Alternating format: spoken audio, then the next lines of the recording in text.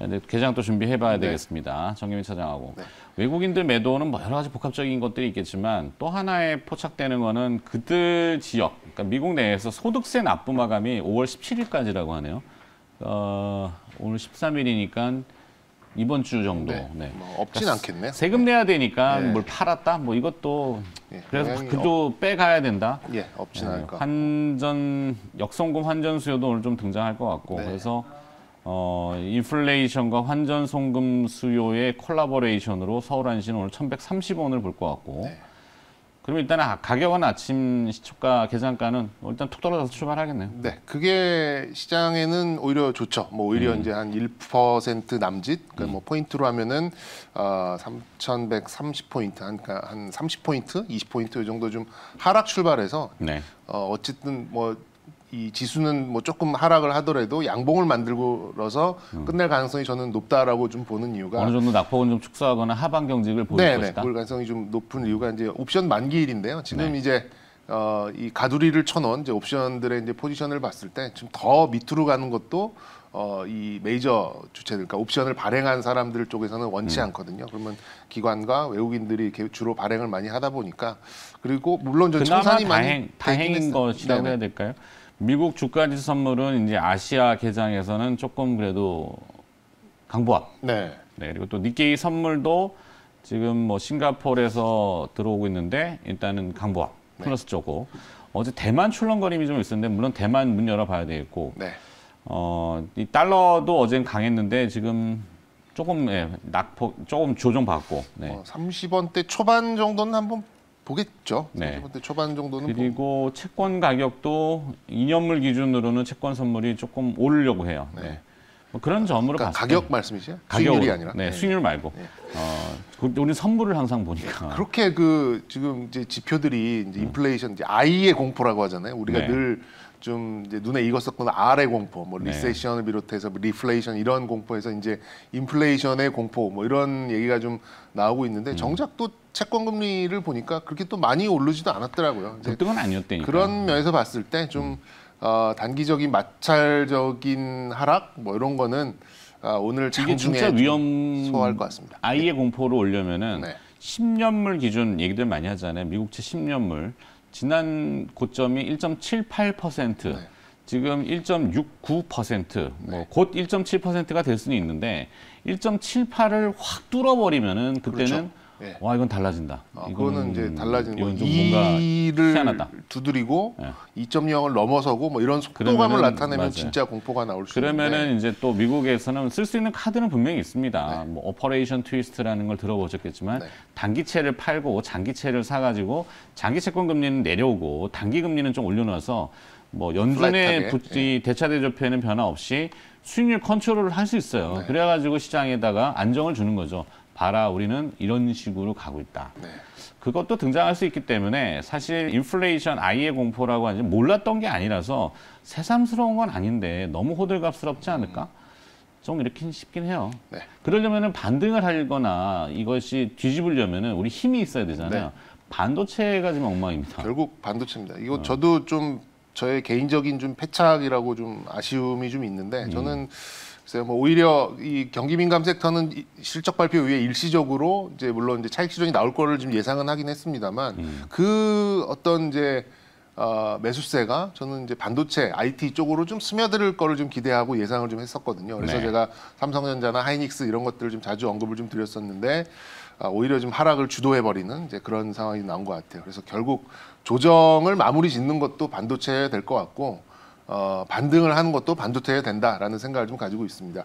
요즘 보면은 이제 뭐 연말까지 뭐 지수 얼마 보세요 이런 분들, 그러니까 좀 전문가분들 이렇게 뭐 신문이나 또 방송이나 이런 데 보면은 뭐 3,600, 3,800 이렇게 보신 분들이 많은데 IT는 보수적으로 봅니다. 이렇게 얘기하는 분들이 의외로 많더라고요. 근데 네. 삼성전자와 SK하이닉스의 상승이 동반되지 않은 지수의 상승은 이렇게 좀 조정 시에 굉장히 좀 이렇게 굉음을 파괴음을 좀 크게 내는 이제 그런 흐름으로 좀 볼 수 있겠다. 그래서 과연 이제 IT, 삼성전자와 SK하이닉스의 상승, 반도체의 상승이 동반되지 않은 그런 상승은 하방이 굉장히 물렁물렁하다. 이렇게 좀 보시면 좀 좋을 것 같고 뭐. 이럴 필요까지 있을까 하는 정도의 지금 매도세가 계속해서 이제 조 단위로 나오다 보니까 또 이제 반도체를 집중 매도하게 되고 프로그램 매도가 나오니까 또 시클리컬도 차익 실현하고 좀 단기 악순환 이제 그런 고리에 좀 걸려 있는 그런 느낌을 좀 가지고 있습니다. 그래서 이제 약간의 허상, 뭐 들려오는 이야기, 스토리 이런 것들 보면은 중국 견제를 위해서 이제 정치적으로 반도체를 크게 사용할 것이다. 이제 이런 얘기가 좀 나오고 있고 어제 또 나왔던 뉴스는 미국 자체적인 생산을 늘리기 위해서 육성 정책을 쓰면서 돈을 풀 것이다. 반도체 회사들에게. 그래서 한국에 있는 반도체 회사들과 미국 대만에 있는 TSMC 이게 좀 영향을 받을 수 있을 뭐 그런 이슈들이 지금 많이 그러니까 이게 시장이 안 좋으니까 나오는 얘기겠죠. 그 전부터도 이제 있었던 얘기였습니다만 이제 별별 얘기가 나오는 것이다라고 좀 보시면 될 것 같고 일단 시클리컬 그러니까 이제 뭐 그동안 잘 갔었던 이제 뭐 철강, 조선, 뭐 화학 뭐 이런 쪽은 이제 중국 쪽에서 차익 실현이 일부 좀 나오는 이제 그런 상황이었고 또 국제 화학 원료 가격이 이제 또 3분기에는 피크를 찍을 수 있겠다라는 실적 성장의 둔화 이런 얘기가 나오면서 좀 추가 상승이 제한되는 거였기 때문에 이 역시도 좀 프로그램 매도에 좀 영향권에 들어갔다라고 좀 보시면 될 것 같아요. 그런데 이제 뭐 시장은 또 뭐 좋은 쪽을 좀 볼 수 있는 이런 것들 좀 생각을 해봐야 될 것 같은데 물론 이제 그 테슬라 그 일론 머스크의 또 뭐 비트코인 관련된 멘트가 있긴 있었습니다만 가상화폐 거래소 관련 종목들은 좀 강세를 좀 이어갈 수 있지 않을까 좀 생각이 듭니다. 뭐 어제 이제 나왔던 비트코인의 가격과 거래소와는 상관이 없죠. 아무래도 거래대금 조금 줄어들 수는 있습니다만 그게 뭐 거래대금 늘지 않을까요? 10조 돌던 게 갑자기 5조 되고 이런 건 아니잖아요. 아니 뭐 없어지는 것도 아닌데 네. 그러면은 팔았다 샀다가 또 계속하면은 거래소는 논하는 거 아닌가? 그리고 또 그렇죠. 가격이 떨어지면은 신규 자금 같은 경우도 와 이때다라고 하면서 들어올 수도 있고 저는 좀 생각이 다른데 우리 증시도 지금 호가 보니까 네. 어제 이제 두나무 관련된 상장 이슈가 네. 등장을 했잖아요. 그래서 또 관련주들이 강했고 이익도 엄청난 걸로 지금 파악되고 있고 이제 우리기술 투자 호가 보니까 좀 황당해서 네. 아무래도 우리도 증시가 빠지면 좀 거래대금이 줄어드는 현상이 있고 또 이제 증권사의 이제 수익성이 조금 악화되는 경향이 있으니까 이것도 약간 비슷하게 보셔도 될 것 같아요. 근데 이게 좀 단기적인 현상이다 보니까 개인적으로는 가상화폐 거래소 관련된 뭐 우리기술투자나 비덴트 이런 종목은 강세를 가져갈 이유는 충분히 있다고 좀 생각이 듭니다. 일단은 우리 두나무가 나스닥 상장을 지금 서두르는 네. 게 포착이 됐잖아요. 네네. 업비트를 운영하고 있는 두나무가 이제 자사의 전환상환 우선주 RCPS라고 하는데 이걸 투자한 기관들한테 보통주로의 전환을 요청했다.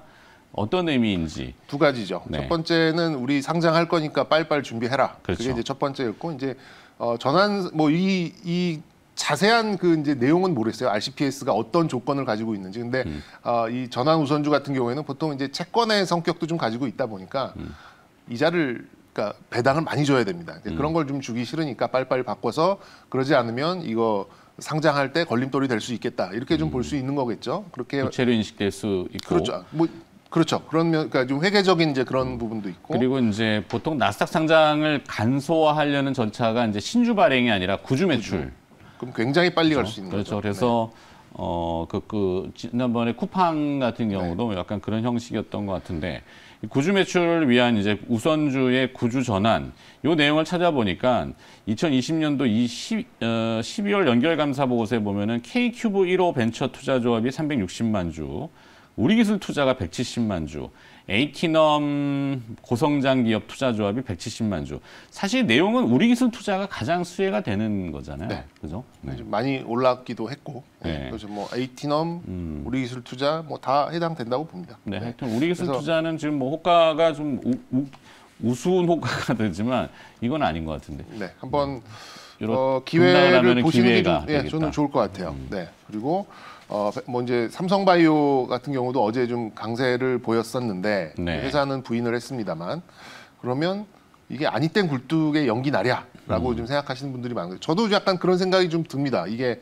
이렇게 좀 이 경우에는 아니다라고 좀 얘기는 했습니다만 뭔가는 좀 남아 있을 것이다라는 생각은 들어요. 그래서 삼성바이오도 뭐 오늘 시장 영향은 조금 받을 수는 있겠습니다만 기대감을 품고 이게 사실 60만 원 후반부터 지금까지 올라오는데 도대체 원인이 뭐야라고 좀 이렇게 의아했었잖아요. 근데 이제 역시 뭐 이런 좀 호재라기보다는 이제 이런 기대감 이런 것들을 좀 품고 갈 가능성이 좀 높지 않을까라는 생각이 들고 반도체 같은 경우는 저는 이렇게 생각합니다. 한국이 됐든 대만이 됐든 또 미국이 뭐 보조금을 풀어서 자체 생산을 하든 어쨌든 한국이나 대만이나 미국이나 모두 들어가는 그런 장비주들을 공략을 해준다면 또 그 종목들을 가지고 있다면 뭐 누가 생산을 하던 간에 다 이제 수혜가 될 수 있다고 좀 생각이 들어요. 그렇기 네. 때문에 모두에게 들어가는 그런 장비주들을 좀 우선적으로 좀 낙폭이 좀 심했을 때는 가져가야 되지 않을까 이렇게 생각을 합니다. 그래서 관련된 종목으로는 제가 뭐 우리기술투자 아까 언급드렸던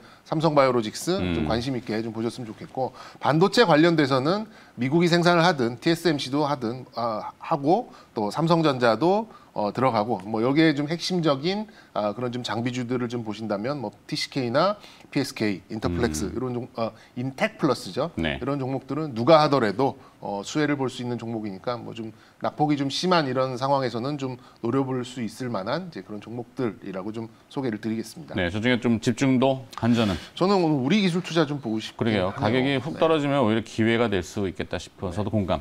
네, 우리기술투자하고 그다음에 삼바는 아니고. 삼바는 뭐 많이 말씀드렸고 너무 오케이. 또 이제 대형주기도 하니까요. 네. 오케이. 하여튼 우리기술투자는 지금 호가가 조금 낮은데 뭐 이렇게까지는 아닌 것 같습니다. 뭐 앨런 머스크의 발언은 뭐 일단 고민을 해봐야 되는 부분이지만 이게 이제 두나무의 상장과 직관성이 있는 건 아니고 거래소 같은 경우는 뭐 가상자산의 가격하고는 별개로 네. 거래가 되고 수수료가 남고 하기 때문에 하여튼 잠시 후에 좀 더 네네. 추가 이어가 보도록 하고 시장의 관심 리스트가 또 무엇인지 권재은 아나운서가 정리해 드립니다. 네, 계장이 이제 5분 앞으로 다가왔습니다. 정경민 차장님. 네. 호가는 낮아요. 자, 그럼 맞설 것이냐 아니면 물러설 것이냐 결정을 지어야 될 수밖에 없죠. 네.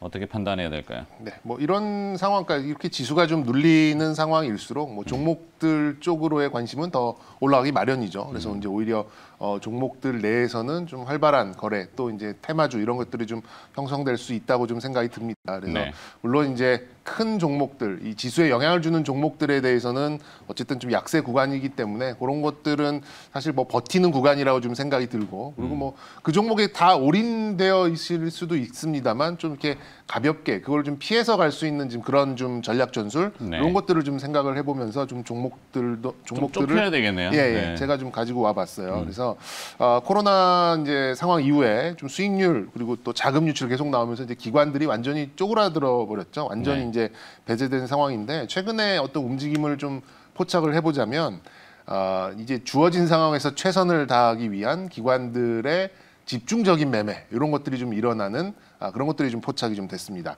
그러니까 지수 반등은 이제 외국인들이나 또 뭐 경기 민감 섹터를 좀 사가면서 이제 외국인들이 컨트롤하고 또 개인들이 또 달라붙고 이러면서 좀 형성이 됐습니다만 기관들은 계속 환매가 좀 나오면서 뭐 자신들의 입지가 계속 줄어드는 상황이죠. 근데 다시금 좀 펀드 자금이 좀 들어오는 경우도 좀 있고 그렇다 보니까 이 기관들 특히 이제 투신권 위주로 약간 이제 미들급 그러니까는 이제 한 미드캡이라고 하죠. 한 2조 미만, 한 1조 5천억 정도부터 한 3천억 정도 이제 스몰캡을 좀 넘나드는 이런 종목들 안에서 집중적인 좀 수익률 사냥 그리고 수익률 게임 그리고 해당 종목들에 대한 아주 이제 기술적으로 강한 그런 시그널을 많이 내고 있습니다. 근데 뭐 너무 많이 올라간 종목들을 이 시간에 소개해 드리는 거는 좀 의미가 없다고 보고 네. 해당 종목들 중에서 주가의 위치가 크게 높지 않는다든가 그리고 실적치가 계속해서 증가하는 그런 이제 업체들 그리고 이제 자사주를 매입한다든가 뭐 이럴 경우에는 아무래도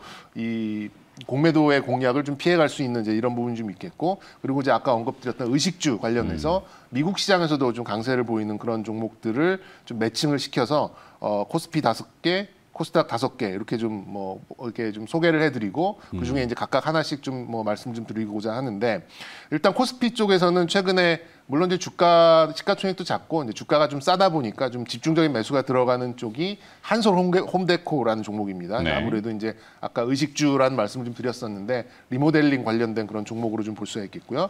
GKL도 최근 들어서 기관들이 좀 매섭게 매수세를 올리고 있습니다. 아무래도 이제 백신 여권 도입 그리고 일부에 대해서 이제 카지노에 대해서 이제 동선이 한정된다는 가정하에 이제 오픈이 될 수 있게 연내 오픈이 가능하다 뭐 이런 전망도 좀 있는 것 같아요. 그리고 이제 남선 알미늄 같은 경우도 이제 알미늄 가격 상승에 힘입어서 지속성을 좀 가지고 있는 것 같고 그리고 나서 이거는 좀 대형주 단으로 좀 볼 수 있겠습니다만 현대 위아와 이제 DLENC 이것도 이제 이 기관들이 아주 매섭게 좀 사 들어가고 있는 그런 종목입니다. 개인적으로는 이제 좀 작은 종목을 보신다면 한솔 홈데코 쪽을 거래소 쪽에서 이 관련된 종목으로 좀 보셔도 좀 좋을 것 같고요. 좀 큰 게 좋다라고 좀 생각하시는 분은 저는 오히려 자동차 쪽, 현대 위아 쪽이 좀 낫지 않을까 좀 생각이 들고 코스닥은 또 5종목을 좀 본다 그러면 이제 서울 반도체, SM, 예스24, 컴투스 KG ETS 이렇게 좀 종목들이 좀 있습니다. 다 기관들의 매수세가 좀 연속적으로 강하게 나타나는 그런 종목들로 좀 볼 수 있는데 다들 이유는 좀 있습니다. 뭐 특히 이제 예스24 같은 경우는 카카오뱅크 뭐 예정대로 7월에 상장 절차를 올린다 뭐 이런 얘기가 좀 있다 보니까 좀 강세를 좀 보이는 것 같고요. 컴투스 같은 경우도 지금 이제 백년 전쟁이 좀 실패를 하면서 좀 안타까운 흥행 실패를 보였습니다만 자사주 매입을 좀 도입하고 바닥을 좀 잡아가는 모습이 나오면서 반등의 실마리를 좀 잡아가는 것 같고요. KG ETS 같은 경우는 이제 KG 동부제철의 지분이 굉장히 높죠. 그리고 이제 폐기물 가격도 작년 대비 한 30% 이상 좀 올랐더라고요. 이제 이 건축하는 입장에서 봤을 때 그런 면에서 봤을 때는 이제 계속 지속적인 좀 상승세를 좀 보일 가능성이 좀 있어 보인다라고 좀 말씀드릴 수 있겠습니다. 그래서 코스피에서 하나 코스닥에서 하나 기관 매수에 편식이 있는 종목으로 좀 찾아봤을 때는 코스피에서는 한솔 홈데코, 코스닥에서는 컴투스 그리고 또 한 종목은 제가 장 시작 후에 오늘의 관심주로 좀 말씀드리도록 하겠습니다. 네. 자, 개장이 이제 바짝 임박해 있습니다. 호가는 굉장히 낮은 편인데 참 고민이 많이 되는 오늘 개장입니다. 그래도 이렇게 좀 빠져서 출발하는 게 그래도 양봉을 내면서 좀 이제 옵션 만기일에는 조금 더 유리할 수 있으니까 한번 지켜보죠. 그렇죠. 네. 자, 문 연 다음에 다시 들여다보겠습니다.